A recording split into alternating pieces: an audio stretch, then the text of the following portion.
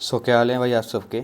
आज हम दिसंबर 2024 BCSCT 133 के पेपर का सॉल्यूशन देख रहे हैं। ठीक है, आप इस चैनल को भाई सब्सक्राइब कर सकते हो अगर आपको इसी टाइप्स के PYQs के सॉल्यूशन देखने हो तो। ठीक है, और हम दिसंबर वाले एग्ज़ाम्स के लिए इसी चैनल पे प्रॉपर फिज़िक्स केमिस्ट्री के लिए एक प्रॉपर सीरीज़ लाएंगे जिसके अंदर आपको अपनी जो भी आपकी बुक है उसकी एक समरी लेक्चर मिलेगा। ठीक, चलो, अगर आपको भाई ग्रुप पे ऐड होना है तो आप इसको स्कैन करके हमारे ग्रुप पे ऐड हो सकते हो जहाँ पे आपको इनकी PDF मिल ही जाएगी। ठीक है, हम फिलहाल पढ़ रहे हैं अपना दिसंबर 2024 का पेपर। हमारा पूरा पेपर 50 नंबर का आता है। 2 घंटे हमको मिलेंगे। पेपर बहुत ईजी होता है, ये वाला फॉर्मूला बेस्ड होता है। ठीक है, चलो स्टार्ट करते हैं। सबसे पहला क्वेश्चन है स्टेट फंक्शन और पाथ फंक्शन क्या होते हैं। तो देखो, स्टेट फंक्शंस वो फंक्शंस होते हैं जो कि पाथ पे डिपेंड नहीं करते। ठीक, जैसे इंटरनल एनर्जी हो गया, एंथैल्पी हो गया, एंट्रोपी हो गया। ये सब वो फंक्शंस हैं जो कभी भी रास्ते पर या पाथ पे डिपेंड नहीं करेंगे। लेकिन पाथ फंक्शंस कौन होते हैं? पाथ फंक्शंस वो होते हैं जो डिपेंड करते हैं पाथ पे। ठीक है, कि उनकी इनिशियल फाइनल पोजीशन का जो पाथ है वो कैसा है उस चीज़ पे डिपेंड करेंगे। लेकिन स्टेट फंक्शंस आपके वो होते हैं जो सिर्फ इनिशियल और फाइनल पोजीशन पे डिपेंड करते हैं, लेकिन उसके बीच के रास्ते पे डिपेंड नहीं करते। तो पाथ फंक्शन में 2 ही चीज़ होती है हमारे पास, हीट और वर्क। बाकी जितने भी सारे हमारे थर्मोडायनेमिक्स के सिस्टम होते हैं, इनके अलावा जो भी टर्म्स होते हैं वो सारी हमारी क्या होती हैं? स्टेट फंक्शंस होती हैं। ठीक है, आई होप कि टॉपिक समझ आया स्टेट फंक्शंस और पाथ फंक्शन। सेकंड है कि हमें ना अमाउंट ऑफ हीट निकालने कितनी चाहिए ताकि मैं टेम्परेचर बढ़ा सकूं 20 डिग्री सेल्सियस से 70 डिग्री सेल्सियस। अगर मास है 100 ग्राम और स्पेसिफिक हीट कैपेसिटी दी हुई है 390। भाई इसका फॉर्मूला याद होना चाहिए। ठीक है, अपने आप डायरेक्ट आ जाएगा। देखो, फॉर्मूला होता है Q = mc डेल्टा टी, जहाँ पे m आपका मास होता है, c आपकी स्पेसिफिक हीट होती है, डेल्टा टी आपका टेम्परेचर होता है, q आपकी हीट होती है। ठीक है, आपको क्वेश्चंस के अंदर सारी वैल्यूज़ दी हुई हैं कि मास दिया हुआ 100 ग्राम, kg में कन्वर्ट कर लो। टेम्परेचर दिया हुआ 20 डिग्री सेल्सियस और 70 डिग्री सेल्सियस, जिनको आप किस में कन्वर्ट कर लो? केल्विन में कन्वर्ट कर लो। ठीक है, या केल्विन में भी रहने दो, नॉर्मल ऐसे डेल्टा टी निकाल लो, उससे भी हो ही जाएगा। ठीक है, फिर आप क्या करो, इनकी वैल्यूज पुट कर दो इस फॉर्मूले के बेसिस पे और आपके पास आपका क्या आ जाएगा? अमाउंट ऑफ हीट आ जाएगी। ठीक है, Q, जिसकी वैल्यू आने वाली है 1950 जूल। ठीक है, अगला है कि एक रिलेशन फाइंड करना है टेम्परेचर प्रेशर के बीच में एडियाबेटिक प्रोसेस के लिए। तो सबसे पहले बात तो पता होनी चाहिए एडियाबेटिक प्रोसेस होता क्या है। ठीक है, तो इसके लिए एक बार देख लेते हैं। सेकंड का फर्स्ट है, ये रहा हमारा। आप सबको ये क्वेश्चन सबको याद होगी, PV = nRT, जहाँ पे R होता है हमारा गैस कांस्टेंट, N होते हैं हमारे नंबर ऑफ मोल्स और T होता है हमारा टेम्परेचर। ठीक है, यहाँ से मैं क्या कर रहा हूँ, यहाँ से मैं V की वैल्यू निकाल रहा हूँ। तो V किसके बराबर आ जाएगा? इस फॉर्मूले के बराबर आ जाएगा। अभी होता क्या है, जो भी हमारा एडियाबेटिक प्रोसेस होता है ना, उसके अंदर TV की पावर Γ-1 ये कांस्टेंट के बराबर होता है। अब हम क्या करेंगे, ये जो V की वैल्यू थी इसको उठाकर हम इसकी जगह पुट करेंगे और फिर इसको हम सॉल्व करने की कोशिश करेंगे। कुछ इस प्रकार का कुछ बनेगा। अब इस पूरे P को मैं उठा के ऊपर ले जाऊंगा तो ये कुछ माइनस साइन आ जाएगा, ये तो आपको पता होगा। अगर कोई चीज़ नीचे से ऊपर जाती है तो उसके पावर में माइनस साइन आ जाता है। अब इस माइनस को अंदर मल्टीप्लाई कर दो तो कुछ इस प्रकार बनेगा। तो यहाँ पे इन्होंने क्या करा, इसको खोल दिया। TNR Γ-1, T को Γ-1, P को 1 - गामा लिख दिया इसने। तो जो चीज़ ये देखो, ये दोनों, इन दोनों का बेस सेम है तो पावर साइड कर दो इन दोनों की। जब आप इनको नॉर्मली सॉल्व करोगे ना तो आपके पास लास्ट में खुद ये रिलेशन फाइंड आ रहा होगा और यही आपको क्या करना था? फाइंड करना था। ठीक है, सिंपल सी डेरिवेशन है, यानी इतनी मुश्किल तो कुछ डेरिवेशन नहीं है।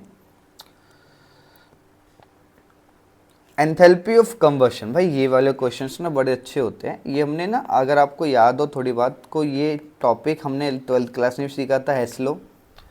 ठीक है, आपका इलेक्ट्रोकेमिस्ट्री के अंदर है वाला टॉपिक, और ये 11th क्लास का भी टॉपिक है। ठीक है, इसको समझते हैं भाई। हमें ना मिथेन की, ग्रेफाइट की, हाइड्रोजन की कंबशन की वैल्यू दी हुई है और हमें एंथैल्पी ऑफ फॉर्मेशन निकालना है। ठीक है, तो इसके लिए ना हमें देखो कुछ इस प्रकार से ना रिएक्शंस पता होनी चाहिए। जैसे भाई अगर मैं बोल रहा हूँ कंबशन ऑफ मिथेन, तो इसका मतलब मैंने क्या करा, मिथेन में ऑक्सीजन डाल के उसको जला के तो CO2 और H2O बनेगा। ये कुछ बातें होती हैं आपने सीखी होंगी ना 11th क्लास में कि यही प्रोडक्ट्स बनते हैं। तो आपको उसकी डेल्टा H कंबशन की वैल्यू दी हुई है तीनों की। जब आप ग्रेफाइट को जलाओगे, हाइड्रोजन को जलाओगे, तो तीन चीज़ दी हुई है। आपको क्या फाइंड करना है यार, आपको ना ये रिएक्शन फाइंड करनी है। इस रिएक्शन का ये CH4 जो बन रहा है, आपको ये चीज़ फाइंड करनी है। अब देखो ध्यान से देखो, ऊपर हाइड्रोजन कितना है 2, यहाँ पे हाइड्रोजन कितने हैं भाई 4। तो मेरे को क्या करना पड़ेगा, मेरे को इस थर्ड वाली इक्वेशन को किससे मल्टीप्लाई करना पड़ेगा, 2 से। यार अगर मैं इसको 2 से मल्टीप्लाई कर रहा हूँ ना, तो इसकी जो ये वाली वैल्यू है, इसको भी किससे मल्टीप्लाई करना पड़ेगा मेरे को, 2 से। ठीक है, तो यहाँ से मेरा H2 आ जाएगा, आ जाएगा। कार्बन की बात करते हैं, कार्बन कौन सी में, इसी में, तो कार्बन तो 1 है, यहाँ पे भी कार्बन 1 है, तो इस वाली रिएक्शन को हम ऐसे लिख देते हैं। अब बात आती है CH4 इस तरफ और इसमें CH4 इस तरफ है, तो मैं क्या करूँगा, इस ऊपर वाली रिएक्शन को क्या कर दूंगा, इसको मैं रिवर्स कर दूंगा। जैसे मैं इसको रिवर्स करूँगा, मतलब ये वाली पूरी वैल्यू इधर भेज दूंगा, ये वाली पूरी वैल्यू मैं इधर भेज दूंगा, तो उससे क्या होगा कि जो मेरा डेल्टा H की वैल्यू ना वो नेगेटिव हो जाएगी। ये फिलहाल नेगेटिव है, अब माइनस माइनस उस बेसिस पे इसको हम सॉल्व करेंगे। ठीक है, तो हम करने क्या वाले हैं, इस H2 को 2 से मल्टीप्लाई करेंगे, क्योंकि मेरे को 2 H2 चाहिए, कार्बन एक ही चाहिए, तो इस वाली रिएक्शन को हम ऐसे छोड़ देंगे, इन दोनों को हम ऐड कर देंगे आपस में। ऊपर वाली को मैंने रिवर्स करने को बोला, इसलिए उसको मैं क्या करना पड़ेगा, माइनस। तो चलो देखो समझ लेते हैं। सेकेंड इक्वेशन को ऐसे छोड़ दो, थर्ड इक्वेशन को 2 से मल्टीप्लाई करो, और फर्स्ट इक्वेशन को रिवर्स कर दो। और अभी समझाया था रिवर्स करोगे तो माइनस साइन आ जाता है, वो ऑटोमेटिकली माइनस थी, तो माइनस माइनस क्या हो जाएगा, प्लस हो जाएगा। तो यहाँ पे देखो वैल्यू क्या हो गई, प्लस की हो गई। अब आप क्या करो, तीनों को इस तरीके से लिख दो। ठीक है, और वैल्यू पुट करो, और डायरेक्ट आपके पास आपका आंसर। आई होप कि आपको एक चीज़ समझ आई हो हमने जो करी यहाँ से। ठीक है, बस इसकी थोड़ी बहुत नॉलेज रखो कि कैसे कैसे इन चीज़ों को हमें लिखना होता है। अब एक रिलेशन निकालना है डेल्टा U डेल्टा H के बीच में गैसियस रिएक्शन और प्रोडक्ट्स का। ओके, तो चलो इसको देख लेते हैं। थर्ड का ये रहा। देखो आप सबने ये टॉपिक पढ़ा था, ये आपका थर्मोडायनेमिक्स के अंदर फर्स्ट लॉ है, फर्स्ट लॉ ऑफ थर्मोडायनेमिक्स। बस वहाँ डेल्टा U होता है, तो यहाँ पे W की जगह वो वैल्यूज इसने चेंज करी है। देखो यहाँ पे हम H लिख रहे हैं, U हमारी एंट्रोपी है, P प्रेशर, V हमारा वॉल्यूम है। तो हमें क्या करना है, चेंज इन एंथैल्पी को मैं डेल्टा H से दिखाऊंगा, तो मैं इस तरीके से इक्वेशन लिखूंगा। अगर प्रेशर को मैं कांस्टेंट कर दूं तो ये देखो ये इक्वेशन आ जाएगी। मेन यही इक्वेशन होती है, यही हमने पढ़ रखी है अपने 11th क्लास में थर्मोडायनेमिक्स वाले चैप्टर में, कि delta H equals to delta U plus P delta V। ये जो P डेल्टा V ये वर्क डन के बराबर होता है। डेल्टा U आपकी क्या होती है, एंट्रोपी होती है, और ये आपकी एंथैल्पी होती है। सॉरी एंट्रोपी नहीं यार, ये इंटरनल एनर्जी होती है। एंट्रोपी को तो हम डेल्टा एच से दिखाते हैं। ठीक है, अब यहाँ के आप कह रहे हो आइडल स्लो लगा दो, तो P V equals to n R T होता है, तो इस पी डेल्टा वी की जगह मैं क्या लिख दूंगा, डेल्टा एन आर टी। तो यहाँ पे देखो इसी तरह की इसने इसी तरीके से सॉल्व करा है कि डेल्टा पी वी को मैं डेल्टा ये लिख सकता हूँ, तो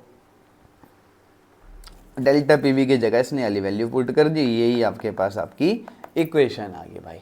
ठीक है, बड़ी वेरी बहुत सिंपल सी चीज़ थी, इसमें कुछ आपने नहीं करना था, आपने सिंपल सी वाली इक्वेशन पता है। पी डेल्टा वी की जगह मैंने क्या करा, n delta n g R T लगा दिया, और वो वैल्यू यहाँ पुट कर दी, मेरे पास मेरा आंसर आ गया। ठीक है,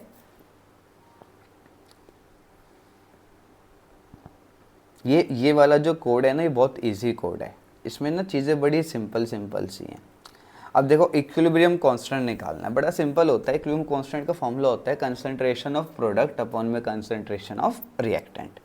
दूसरी बात, जो ये स्टोशियोमेट्रिक होती है उनकी पावर्स में चली जाती है, ठीक है। ये इस तरीके से भाई, ये जो यहाँ पे जो ये ना ये एरो है भाई आपके, ठीक है। तो ये प्रोडक्ट वाली साइड है, ये रिएक्टेंट वाली साइड है। चलो तो इसके लिए देखो ये रहा, ऊपर वाली ये रिएक्शन दी हुई थी हमें, ये हमारा ये वाला जो पार्ट है मेरा प्रोडक्ट है और ये वाला पार्ट मेरा क्या है, रिएक्टेंट है। और इक्विलिब्रियम कांस्टेंट का फॉर्मूला होता है कंसंट्रेशन ऑफ प्रोडक्ट अपॉन में कंसंट्रेशन ऑफ रिएक्टेंट। दूसरी बात, जो भी स्टोशियोमेट्रिक होगी वो कहाँ चली जाएगी, उसकी पावर में चले जाएगी। तो ये आपका हो गया 1 नंबर का। सेम ऐसे नीचे वाली है, तो देखो 2 हैं तो दोनों मल्टीप्लाई हो जाएंगे इस प्रकार से। तो ये आपका हो गया दूसरे वाले क्वेश्चन का, ठीक है। Crystallization of a super saturated solution, हम सोडियम एसिटेट का स्पॉन्टेनियस है, एक्सोथर्मिक है। क्या ये प्रोसेस एंट्रोपी ड्राइवन है या एंथैल्पी ड्राइवन है, जस्टिफाई और आंसर। तो देखो इसको समझते हैं, बड़ा सिंपल सी चीज़ है, देखो ध्यान से सुनना। पहली बात तो जो क्रिस्टलाइजेशन होता है सुपर सैचुरेटेड सॉल्यूशन का, वो एंथैल्पी ड्राइवन प्रोसेस होता है। कैसे, तो इसको चलो जस्टिफाई कर लेते हैं। अगर मैं स्पॉन्टेनिटी और एक्सोथर्मिक्स, मतलब स्पॉन्टेनियस और एक्सोथर्मिक के बेसिस पे समझूं, तो स्पॉन्टेनियस के लिए डेल्टा जी की वैल्यू क्या होनी चाहिए, हमारे पास 0 होनी चाहिए, लेस देन 0 होनी चाहिए, ठीक। और एक्सोथर्मिक प्रोसेस में डेल्टा एच की वैल्यू भी लेस देन 0 होनी चाहिए। जब हम गिब्स फ्री एनर्जी की इक्वेशन लिखते हैं डेल्टा जी वाली, delta G equal to delta H minus T delta S, तो मैं देखता हूँ कि यहाँ पे जो डेल्टा एस है, अब देखो क्रिस्टलाइजेशन के अंदर क्या होता है, फॉर्मेशन होती है सॉलिड स्ट्रक्चर की एक लेस ऑर्डर सॉल्यूशन में, जिसकी वजह से क्या होता है, डिसऑर्डरनेस घट जाती है। यार जितनी ज़्यादा स्ट्रक्चर आपका डिसऑर्डर मैनर में होगा ना, एंट्रोपी आपकी उतनी ज़्यादा होने वाली है। तो इसमें इस तरीके का कुछ होता है। तो आप इतना याद रखो कि अगर हम क्रिस्टलाइजेशन कर रहे हैं तो उस कंडीशन में जो डेल्टा एस है उसकी वैल्यू भी क्या रहने वाली, नेगेटिव रहने वाली है। अब अगर मैं अपनी सारी इक्वेशन को एनालाइज करूं कि डेल्टा एच भी नेगेटिव है, डेल्टा एस भी नेगेटिव है, और क्रिस्टलाइजेशन प्रोसेस के लिए डेल्टा जी की वैल्यू भी क्या है, नेगेटिव है, तो जो डेल्टा एच है वो एक तरीके से हमारा डोमिनेंट फैक्टर बन जाएगा, ठीक। तो जब हम ये सारी वैल्यूज़ को यहाँ पुट करेंगे तो हम देखेंगे कि हमें ना डेल्टा एस के लिए पॉजिटिव चाहिए होगी, लेकिन क्रिस्टलाइजेशन के केस के अंदर क्या हो रहा है, डेल्टा एस के लिए तो नेगेटिव है। तो जिसकी वजह से ये जो प्रोसेस है वो क्या बन जाता है, एंथैल्पी ड्राइवन प्रोसेस बन जाता है। आपको ना इसी तरीके से चीज़ें लिखनी है कि अगर कोई रिएक्शन स्पॉन्टेनियस है तो उसका डेल्टा जी नेगेटिव होता है, एक्सोथर्मिक है तो उसका डेल्टा एच नेगेटिव होता है, और डिसऑर्डरनेस की वजह से डेल्टा एस, मतलब जिसको हम एंट्रोपी बोलते हैं, वो भी क्या आता है, मेरा नेगेटिव आता है। अब अगर मैं ये सारी वैल्यूज़ यहाँ पुट करूँ तो मेरा जो डेल्टा एच है वो एक मेरा डोमिनेंट फैक्टर बन जाएगा। और अगर मेरे को अपना आंसर चाहिए तो मैं देखो क्या करूँगा, यहाँ पे लिखा है ना कि driving must be the dominant factor driving, तो अगर मेरे को प्रोसेस चाहिए एंट्रोपी ड्राइवन तो मेरे को डेल्टा एस कैसा चाहिए, पॉजिटिव चाहिए। अगर मेरे को प्रोसेस चाहिए एंट्रोपी ड्राइवन, लेकिन फिलहाल ये कैसा है, एंथैल्पी ड्राइवन है, क्योंकि जहाँ पे जो डेल्टा एच है वो क्या बन रहा है, डोमिनेंट फैक्टर बन रहा है। और अगर ये एंट्रोपी ड्राइवन होता तो यहाँ पे डेल्टा एस क्या बनना चाहिए था, पॉजिटिव बनना चाहिए था। तो वही बात यहाँ पे समझाई गई है आपको, ठीक है। वही साइन वाला केस है सारा। फोर्थ का बी पार्ट है, at a pressure 1 bar water undergo fusion, तो आपको एंट्रोपी ऑफ फ्यूजन निकालनी है। अगर मोलर एंथैल्पी फ्यूजन की दी हुई है 6.02 किलो जूल पर मोल। चलो देखो सिंपल सा है भाई, देखो ये फॉर्मूला माइंड में आ जाएगा ना कि डेल्टा एस फ्यूजन का फॉर्मूला होता है डेल्टा एच फ्यूजन अपॉन में टी फ्यूजन। अब आपको देखो क्या क्या दिया हुआ है, आपको मोलर एंथैल्पी दी हुई है, मतलब डेल्टा एच फ्यूजन दिया हुआ है, और आपको टेम्परेचर दिया हुआ है क्वेश्चन के अंदर ही। वैल्यू पुट करो आपके पास आ जाएगा, इसने इसको कन्वर्ट करा है, वैल्यू पुट करो, डायरेक्ट आंसर आएगा 22.04। आपको कुछ भी इतना नहीं करने को बोल रहा, वो डायरेक्ट बस फॉर्मूला याद रखो, डेल्टा एस फ्यूजन का फॉर्मूला क्या होता है, ठीक है। वैल्यू पुट करो, आपके पास आपका answer. When will be the delta G naught be equals to zero. देखो पूछ रहा है डेल्टा जी नॉट कब जीरो होता है in equilibrium reaction occurring at room temperature. बड़ा सिंपल सा यार, देखो फिफ्थ का ए, डेल्टा जी कब जीरो होगा, तो देखो डेल्टा जी का फॉर्मूला ये होता है, delta G equals to zero कब, ये यहाँ पे ना एक सिंपल सी बता दो, ये याद रखना, जब इक्विलिब्रियम कांस्टेंट किसके बराबर हो, 1 के बराबर हो, उस कंडीशन में डेल्टा जी आपका क्या हो जाएगा, ज़ीरो हो जाएगा। तो सिग्निफाई क्या करेगा, ये आपको एक चीज़ समझाएगा कि नाइदर रिएक्टेंट ना ही प्रोडक्ट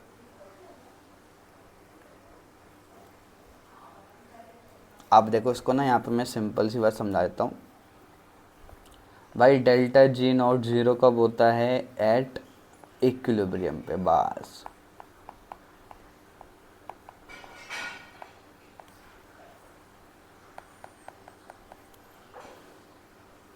इस कंडीशन में क्या होता है आपका, डेल्टा जी नॉट ज़ीरो हो जाता है, ठीक है। फॉर द इक्विलिब्रियम रिएक्शन, ये आपको अगेन एक रिएक्शन दे दी, इसको अगेन एरो बना देते हैं भाई। अब हमें देखो डायरेक्शन बतानी है, इक्विलिब्रियम की डायरेक्शन किधर होगी। अगर मैं पहले SO3 को हटा दूं, फिर मैं O2 को ऐड कर दूं और फिर मैं टेम्परेचर डिक्रीज कर दूं, तो देखो इसको यहाँ समझते हैं भाई।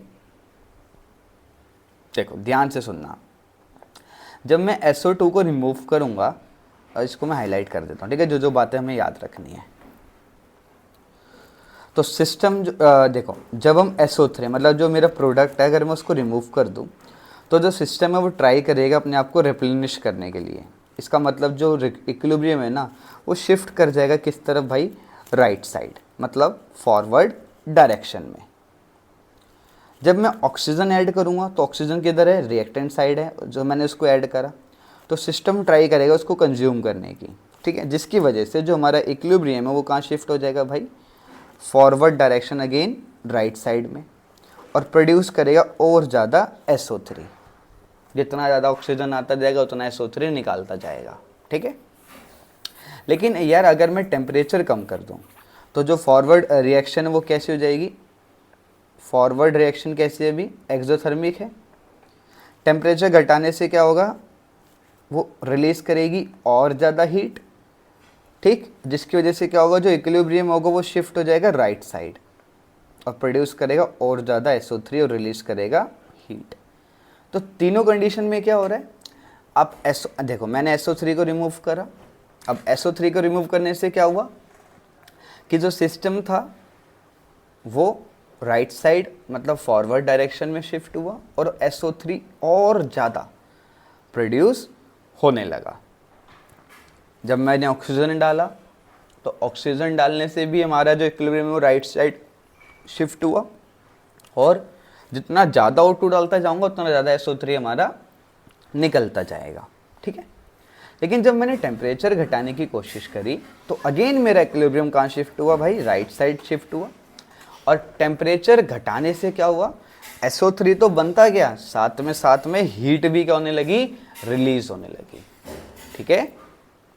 सो इनको इसी प्रकार अच्छे से पढ़ के जाना। इसी टाइप्स के क्वेश्चंस आपसे सिमिलर भी हो सकता है, सिमिलर पूछ ले, लेकिन इसी टाइप्स के क्वेश्चन आपसे पूछेगा, ठीक है। चलो भाई अब हम बात करते हैं, फिफ्थ हो गया हमारा, सिक्स्थ के क्वेश्चन की बात करते हैं। How would the degree of ionisation weak acid change जब हम डाइल्यूशन सॉल्यूशन को डाइल्यूट कर देते हैं। तो देखो यहाँ पे देखना, degree of ionisation weak acid की इंक्रीज होती है डाइल्यूशन करने से। एक तो छोटी सी बात आप याद रखना, अब यहाँ कुछ प्रिंसिपल्स दिए हुए ली चैटलियर प्रिंसिपल के बेसिस पे। डाइल्यूशन में क्या होता है, डाइल्यूशन के अंदर हम ऐड करते हैं बहुत और ज़्यादा सॉल्वेंट सॉल्यूशन के अंदर, जिसकी वजह से क्या होता है कि जो कंसंट्रेशन होती है एसिड की और उसके आयंस की वो धीरे धीरे डिक्रीज होने लगती है। तो ये डाइल्यूशन से होता है। यार ली चैटलियर क्या बोलता है, जब सिस्टम इक्विलिब्रियम में, अब जब कोई सिस्टम इक्विलिब्रियम में और आप उसको डिस्टर्ब कर रहे हो तो वो शिफ्ट करेगा उस तरफ जहाँ उसको डिस्टर्बेंस क्रिएट हुई है। तो ये छोटे सा ये लाइन है, इसको अच्छे से याद करके आना, हो सकता है पूछ ले, डिस्क्राइब या राइट ली चैटलियर प्रिंसिपल। अब इक्विलिब्रियम शिफ्ट क्या बोल रहे हैं, तो देखो, अगर कंसंट्रेशन आपने डिक्रीज करी है तो इक्विलिब्रियम शिफ्ट करेगा उस तरफ जहाँ पे ज़्यादा पार्टिकल्स हैं, ठीक। In the case of weak acid, इसका मतलब वीक एसिड के केस में ज़्यादा आयंस डिसोशिएट होंगे। फिर इक्विलिब्रियम शिफ्ट के बारे में यहाँ पे समझा दिया। फिर हमें ओस्टवाल्ड डाइल्यूशन लो बताया गया। आपको क्या बोल रहा है कि आपके पास एक वीक एसिड था, आपने उसमें डाइल्यूशन करी है, तो बताओ क्या होगा। तो degree of ionisation weak acid के बढ़ जाएंगे डाइल्यूशन करने से, और इसके बारे में आपको समझाया गया है। इसको आप रीड करना, समझ आ जाएगा। ऐसे कुछ बहुत बड़ी चीज़ नहीं लिखी कि ना समझ आए आपको, ये सब बातें आपने पहले पढ़ चुके हो, ठीक है। सिक्स्थ का बी पार्ट है, अगेन पीएच फाइंड करना है, buffer solution define buffer solution paper में आ चुका है, तो अच्छे से करके जाना, अभी आ जाएगा आगे भी आंसर इसका, ठीक है। तो सिक्स्थ का जो बी वाला पार्ट है वो इस तरीके से है। पीएच का ये फॉर्मूला यहाँ पे लिखा हुआ है, कॉन्जुगेट बेस अपॉन में वीक एसिड।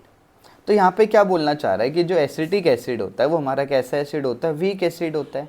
अगर आपको नहीं याद हो तो 10th क्लास में एसिड बेस सॉल्ट पढ़ा था, वहाँ पे एक चीज़ें समझाई गई थी, तो याद रख लेना। नहीं याद हो तो 10th क्लास का तो कैसे याद रखोगे यार। तो फिलहाल इतना याद रखो, एसिटिक एसिड जो होता है वो वीक एसिड होता है, जिसकी कंसंट्रेशन कितनी होती है बच्चा, 0.1 m होती है। अब जो सोडियम एसिटेट होता है वो हमारा क्या होता है, कॉन्जुगेट बेस होता है, जिसकी कंसंट्रेशन इतनी दी हुई है, और एसिटिक एसिड की पीके की वैल्यू दी हुई है 4.74। वैल्यू सारी पुट कर दो और आपके पास भाई log 5 की वैल्यू 0.69 होती है। ये आपके पास आपका नेट आंसर आ जाएगा। भाई log की वैल्यूज ना 10 तक याद करके है ना, कभी गिवन नहीं देगा आपको, बहुत रेयर चांस है कि आपको पीएच log की वैल्यू गिवन दे दे, ठीक है। ऐसे log 5 0.6 होता है ना, तो क्या होता है जैसे log 2 0.3, ऐसे हम लेके इसको अप्रॉक्स लेके इसको हम सॉल्व कर सकते हैं, ठीक है। सोल्युबिलिटी प्रोडक्ट बताने हैं इनके, तो बड़ा सिंपल सा है। तो देखो भाई 7th का ए, देखो ये रे सोल्युबिलिटी प्रोडक्ट, PbCl2 को मैंने हीट करा या पानी में डाला तो क्या हुआ, वो Pb2 प्लस और 2 Cl- टूट गए। अब ऐसे देखो, अब इसका KSP कैसे लिखोगे भाई, Pb वाला लिखोगे और फिर एक Cl वाला लिखोगे। ऐसे इसको तोड़ोगे तो इस तरीके बनेगा, एक बार इसको लिखोगे एक बार इसको लिखोगे। ये देखो इसने ऐसे लिखा हुआ है इसमें। तो ये आपके दो प्रोडक्ट्स थे, ठीक है। वो आयंस वाले के बेसिस पे टूट रहा है और कुछ नहीं कर रहा। इसका जो बी वाला पार्ट है इसको देख लो भाई, 7th का जो बी वाला पार्ट है, ये रहा 7th का बी वाला पार्ट। आपको ये कुछ चीज़ें क्वेश्चंस में पहले से गिवन्स हैं, ठीक है। हमें KSP की वैल्यू चाहिए इसकी और इसकी, तो ये भी अगेन हमें क्वेश्चंस में गिवन है।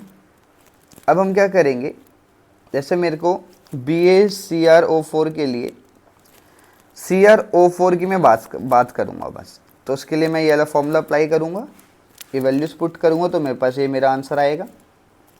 SrCrO4 के लिए अगेन मैं इसको रखूँगा, बस यहाँ पे वैल्यूज अपॉन में डालूँगा, तो मेरे पास इसकी वैल्यू आ जाएगी, ठीक है। हमें क्या निकालना था, हमें कंसंट्रेशन निकालनी थी क्रोमेट आयंस की, कि वो उनकी प्रेसिपिटेट की, ठीक है। तो उसके अंदर ये वाला कॉन्सेप्ट लगा है, KSP की वैल्यूज़ आपको दी हुई थी अपॉन में उसकी कंसंट्रेशन, इस तरीके से वैल्यू पुट करनी है और आपके पास आपका आंसर आएगा इसमें, ठीक है। देखो ये पूरा पेपर बड़ा सिंपल सा है, बस कुछ बातें आपको याद रखनी है फॉर्मूलेस के बेसिस पे। अब ये था आपका पूरा पार्ट 1। अब हम चलते हैं अपनी ऑर्गेनिक केमिस्ट्री पे। पहला क्वेश्चन बोल रहा है एक कंपाउंड एरोमेटिक है, नहीं है भाई। एरोमेटिक वही कंपाउंड्स होंगे जो हकल रूल को फॉलो करेंगे। हकल रूल क्या होता है, 4n+2 पाई इलेक्ट्रॉन्स अगर उसके अंदर है तो वो एरोमेटिक कंपाउंड है, वरना वो एरोमेटिक कंपाउंड नहीं है, ठीक है। क्यों टर्शरी अल्कोहल को अंडरगोज जाता है SN1 रिएक्शन में, तो देखो भाई यहाँ पे समझा रखा है कि जो हमारा टर्शरी अल्कोहल होता है ना वो SN1 में इसलिए जाता है क्योंकि due to stability of carbocations. तो देखो होता क्या है, कार्बोकैटायंस फॉर्मेशन होती है, कार्बोकैटायंस फॉर्मेशन की वजह से क्या होता है, स्टेबिलिटी आ जाती है, और जो 3 डिग्री वाला होता है वो सबसे ज़्यादा स्टेबल माना जाता है। तो 3 डिग्री वाला सबसे ज़्यादा स्टेबल होता है, फिर 2 डिग्री, फिर आपका आता है 1 डिग्री। तो SN1 का ये ऑर्डर होता है। और आपको पता भी होगा कि जब कार्बोकैटायंस की फॉर्मेशन होती है तो वो सबसे ज़्यादा स्लोवेस्ट और रेट डिटरमाइनिंग स्टेप होता है।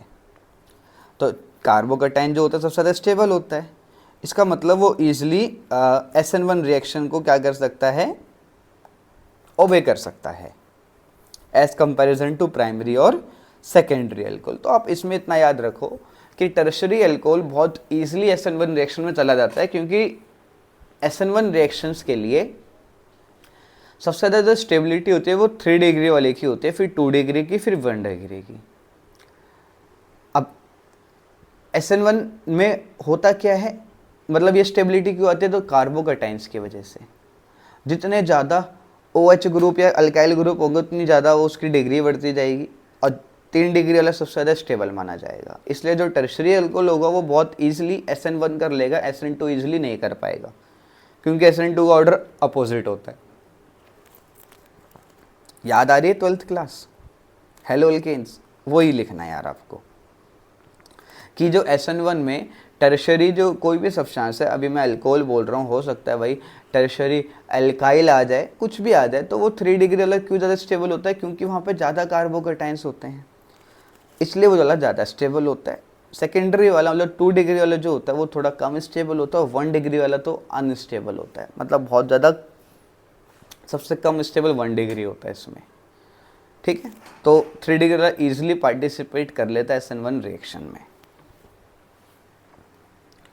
ये रिएक्शंस कंप्लीट करनी है, बड़ी सिंपल सी हैं भाई। देखो यहाँ पे मैंने रिएक्शन लिख दिए, आप इनको देख लेना, ठीक है। ये तो कुछ रिएक्शंस आप ऐसे जो ये देखो, ये आपने पहले ही पढ़ चुकी होगी।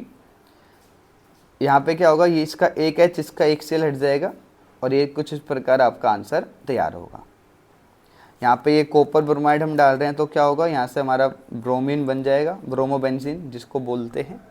तो ये इस तरीके से 3 रिएक्शंस हैं, सिंपल है, इतना कुछ हाई फाई चीज़ नहीं है। कैसे कन्वर्ट करना है भैया, मार्कोनिकॉफ और एंटी मार्कोनिकॉफ रूल लगा दो, आपके दोनों आंसर आ जाएंगे। मार्कोनिकॉफ रूल क्या बोलता है कि नेगेटिव पार्ट उस कार्बन पे जाएगा जहाँ पे हाइड्रोजन कम है। एंटी मार्कोनिकॉफ उसका जस्ट उल्टा बोलता है कि नेगेटिव पार्ट वहाँ पर जाएगा जहाँ पे हाइड्रोजन ज़्यादा है। एंटी मार्कोनिकॉफ जो होता है वो in the presence of peroxide होता है, इसलिए उसको पेरोक्साइड इफेक्ट भी बोला जाता है। लेकिन मार्कोनिकॉफ रूल बिना किसी की प्रेजेंस में होता है, ठीक है। तो हो क्या रहा है, यहाँ पे रिएक्शन लिख दी है मैंने, ऊपर वाला भाई एंटी मार्कोनिकॉफ रूल है, नीचे वाला मार्कोनिकॉफ रूल है, ठीक है। पेरोक्साइड डाल रहा हूँ तो ये देखो होने का वाला, ये नेगेटिव पार्ट जाएगा यहाँ पे, जैसे जाएगा तो कुछ इस तरीके का बनेगा। अब मेरे को Br तो चाहिए नहीं था, मेरे को OH चाहिए था, तो मैं क्या करूँगा, इसमें KOH को डाल दूंगा, तो उससे क्या होगा, KBr बाहर हो जाएगा और OH यहाँ जाके लग जाएगा। सेम ऐसे इसमें अब नेगेटिव पार्ट जाएगा इस वाले कार्बन पे, क्योंकि यहाँ पे मार्कोनिकॉफ रूल लग रहा है। अगेन KOH डालूंगा तो ये हट जाएगा, यहाँ पे मेरे पास मेरा आंसर आ जाएगा, ठीक है। कैसे स्टार्च को हम कन्वर्ट करते हैं इथेनॉल में, और सारे एंजाइम्स के नाम लिखने हैं। तो देखो ये रहा भाई, जब हम कन्वर्जन करते हैं स्टार्च के इथेनॉल में तो उसके अंदर 2 स्टेप होते हैं, एक होता है हाइड्रोलिसिस, एक होता है फर्मेंटेशन। अब हाइड्रोलिसिस के अंदर जो एंजाइम होता है वो होता है हमारा अमाइलेज। कौन सा एंजाइम होता है भाई हमारा, ये लिखा ना, हाइड्रोलिसिस के अंदर जो कैटलिस्ट हम यूज़ करते हैं वो क्या होता है, हमारा अमाइलेज होता है। और जब हम ग्लूकोज की फर्मेंटेशन करते हैं तो उसके अंदर जो हम कैटलिस्ट यूज़ करते हैं एंजाइम होता है ज़ाइमेज, जो कि कहाँ फाउंड मिलता है भाई, ईस्ट के अंदर, ठीक है। इतनी बात बस आपको इसकी याद रखनी है, यही आपको यहाँ पे लिखना था। पिक्रिक एसिड क्या होता है, वो क्लोरोबेंजीन से कैसे बन सकता है, बड़ा इंपॉर्टेंट है भाई पिक्रिक एसिड। तो पिक्रिक एसिड का फॉर्मूला कुछ इस प्रकार से ये होता है, ठीक है। इसको हम 2,4,6 ट्राई नाइट्रोफिनॉल भी बोलते हैं। मैं इसका डायग्राम भी बना देता हूँ पिक्रिक एसिड का। देखो ये आपका बेंजीन बनी पहले, और आपको क्या क्या याद रखना है, नाइट्रोफिनॉल, फिनॉल बोल रहे हैं तो OH आएगा। अब यहाँ पे गोला बना देता हूँ मैं, यहाँ पे NO2 आएगा, यहाँ पे NO2 आएगा, और एक यहाँ पे आपका NO2 आएगा। तो इसको बोलते हैं हम अपना पिक्रिक एसिड। अब ये पिक्रिक एसिड क्लोरोबेंजीन से हम कैसे बना सकते हैं, तो उसके लिए देखो ये रिएक्शन दी हुई है। क्लोरोबेंजीन में आपने क्या करा, पहले NaCl को ऐड करा, सॉरी NaOH को। तो ये क्या होगा, ये वाला आपका जो OH है वो यहाँ लग जाएगा और ये NaCl बाहर। अब हम क्या करेंगे, हमारे पास ये मेरा बन गया फिनोल। अब हम फिनोल की क्या कर देंगे, नाइट्रेशन कर देंगे। जब हम फिनोल की नाइट्रेशन करेंगे तो देखो इस तरीके से ये चीज़ डालनी है आपको। देखो क्योंकि हमें NO2 3 चाहिए, इसलिए मैं क्या कर रहा हूँ, 3 बार HNO3 plus in the presence of H2SO4 में डाल रहा हूँ। तो मेरे पास मेरा पिक्रिक एसिड तैयार हो जाएगा। आपको भी सेम रिएक्शन इसी तरीके से लिखनी है, ठीक है। तो पिक्रिक एसिड क्या होता है आपको बता दिया कैसे बनता है। सबसे पहले आप क्या करोगे, क्लोरोबेंजीन से फिनोल बनाओगे, फिनोल के अंदर आप नाइट्रेशन कर दोगे, ठीक है। लेकिन हमें HNO3 कितने बार लेने हैं, 3 बार लेने हैं, क्योंकि हमें NO2 3 बार चाहिए। ओके चलो भाई, क्राउन ईथर्स क्या होता है भाई, ये इंपॉर्टेंट है। क्राउन ईथर्स ये 2-3 बार पूछा गया है, तो इंपॉर्टेंट टॉपिक है। क्राउन ईथर्स क्या होता है, तो देखो भाई क्राउन ईथर्स क्या होता है, यहाँ पे समझा रखा है। क्राउन ईथर्स की डेफिनेशन दी हुई है, आप इसको रीड कर लेना क्राउन ईथर्स के बारे में। ऐसा ये याद रखना, ROR ग्रुप जिसमें होता है उसको क्राउन लाइक शेप बोलते हैं, इसलिए इसको क्राउन ईथर्स नाम दिया गया है, ठीक है। सॉरी भाई सॉरी। क्राउन ईथर का यूज़ क्या होता है, तो यार इसको हम ना फेज ट्रांसफ़र कैटलिस्ट की तरह यूज़ करते हैं। और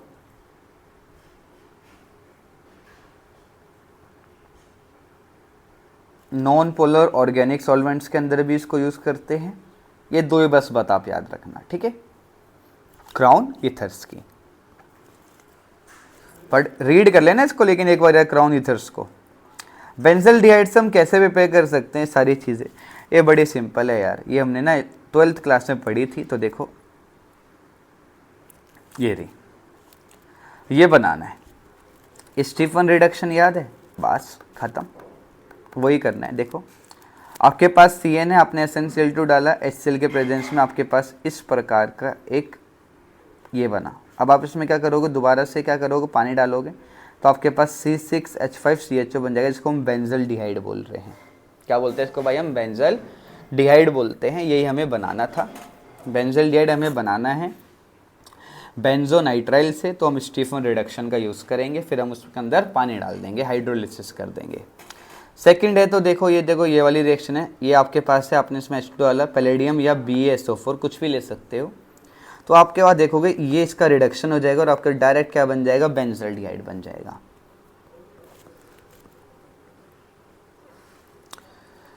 एक डिस्टिंग्विश लैब टेस्ट बताना है, बड़ा इजी लैब टेस्ट है भाई।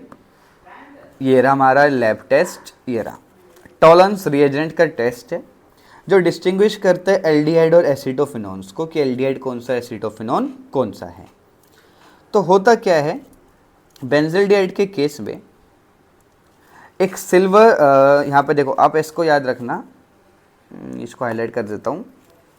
बेंजल डिहाइड जो होगा वो सिल्वर आयंस रिड्यूस कर देगा टॉलरेंस रिएजेंट के, और एक शाइनी सिल्वर मिरर की फॉर्मेशन करेगा अपने टेस्ट ट्यूब के अंदर। तो हम उससे ये पहचान लेंगे कि बेंजल डिहाइड है या एसिटोफिनोन है। एसिटोफिनोन में क्या होगा, एसिटोफिनोन तो यार रिएक्ट ही नहीं करेगा किसके साथ, टॉलरेंस रिएजेंट के साथ, और ना ही कोई सिल्वर मिरर फॉर्म होगा। तो अगर टेस्ट ट्यूब के अंदर सिल्वर मिरर फॉर्म हो रहा है तो वो बेंजल डिहाइड है, और अगर फॉर्म नहीं हो रहा तो वो एसिटोफिनोन है, ठीक है।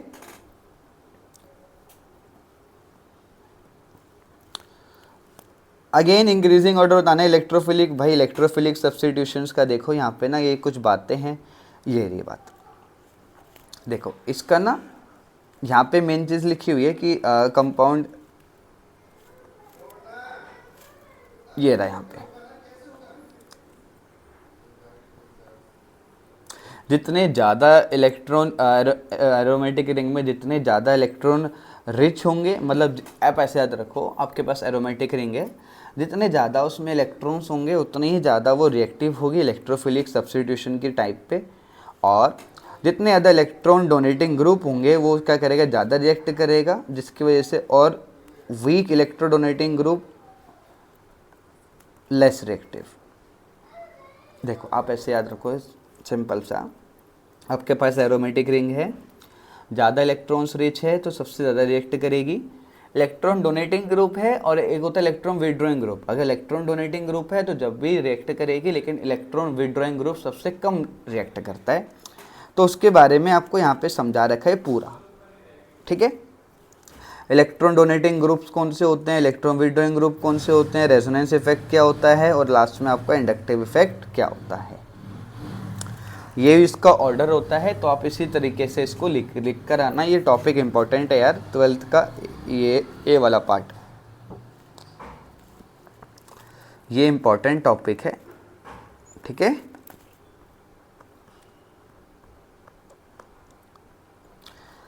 प्रोडक्ट बताने, अगर आप इनको रिएक्ट करोगे, अगेन रिएक्शन आ गई, तो ये रे भाई इन दोनों के प्रोडक्ट्स, ठीक है। एक में बनेगा एसीटोफिनोन, एक में बनेगा इथेनॉल।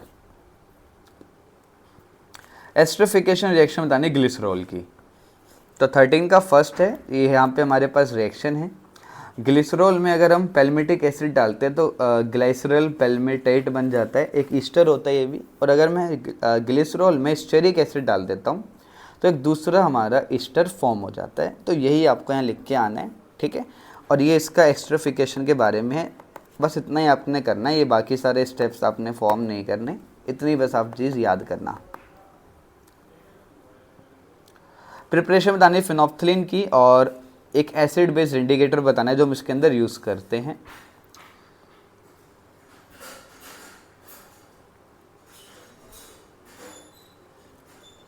कौन सा क्वेश्चन है भाई, 13 का प्रिपरेशन ऑफ फिनोप्थलीन।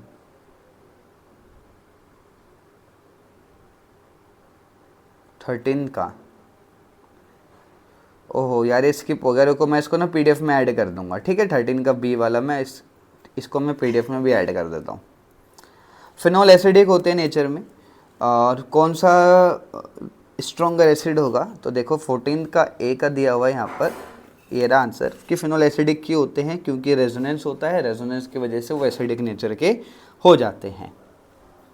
अल्कोहल के कंपैरिजन में करोगे तो यहाँ पे समझा रखा है, इसमें इलेक्ट्रॉन विड्रॉइंग ग्रुप होता है, इलेक्ट्रॉन डोनेटिंग ग्रुप होता है, जिसकी वजह से सारी बातें लिखी हुई हैं। तो आप इसको एक बार देख लेना, रीड करना है बस, आपने इसमें कुछ और नहीं करना, बस रीड करना है, ठीक है।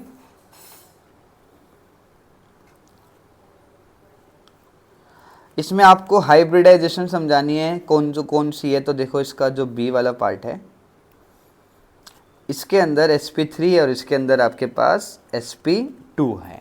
सारे सिंगल बॉन्ड है तो sp3 होता है, डबल बॉन्ड होता है तो sp2 हो जाता है, ट्रिपल बॉन्ड से क्या हो जाता है, sp हो जाती है, ठीक है। ये हमारा 14 का बी वाला पार्ट था, ठीक है। और यहाँ पे हमारा ये पेपर होता है पूरा कंप्लीट।